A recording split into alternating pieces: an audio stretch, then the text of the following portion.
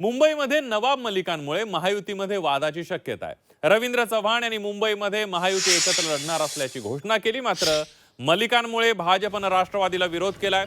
मलिक राष्ट्रवादीचं नेतृत्व करत असतील तर भाजप राष्ट्रवादीसोबत युती करणार नाही अशी रोखठोक भूमिका भाजपचे मुंबई अध्यक्ष अमित साटम यांनी मांडलेली आहे।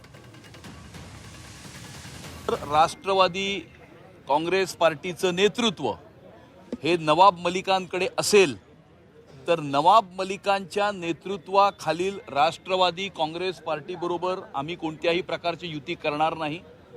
नवाब मलिकांचं नेतृत्व नसेल तर राष्ट्रवादी काँग्रेस पार्टीबरोबर युती करण्यास आमचा कुठलाही विरोध नाही।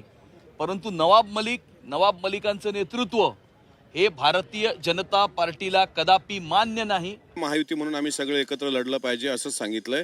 राहिला नवाब भाईंचा प्रश्न, तर मला वाटत नाही की तशी काही अडचण असेल, पण तुर्तास तरी महानगरपालिकेच्या मुंबई महानगरपालिका, ठाणे महानगरपालिका ही महायुती म्हणून आम्ही एकत्र लढणार हे मात्र 100% खरं आहे। ज्या प्रकारे गेल्या विधान भवनातच मुख्यमंत्री देवेंद्र फडणवीस सांगितलं होतं की नवाब मलिक आम्हाला नको, त्यांनी तसं पत्र दिलं होतं।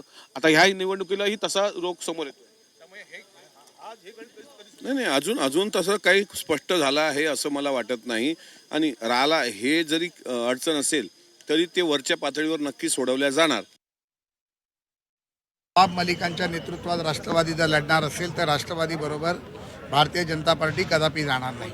ज्या नवाब मलिकांवरती दाऊद बरोबर, हसीना पारकर बरोबरचे आरोप आहेत, ज्या आरोपांना आम्हीच स्वतः ज्याच्यावरती आरोप केले होते त्यांच्याबरोबर त्यांच्या नेतृत्वात जाण्याचा प्रश्नच उद्भवत नाही। अजितदादांनी त्यांचं मुंबईचं नेतृत्व बदललं तर निश्चितपणे आम्ही त्यांच्याबरोबर जाऊ। ठिकाणी राष्ट्रवादी काँग्रेसला बाजूला ठेवलं जाणार का? कारण अनेक पदाधिकाऱ्यांना सगळ्यांना संधी द्यायची नाही, असं कोणालाही बाजूला ठेवण्याचा विषय नाही। आम्ही महायुती म्हणूनच लढणार आहोत, त्यामुळे ही आता चर्चा सुरू झालेली आहे।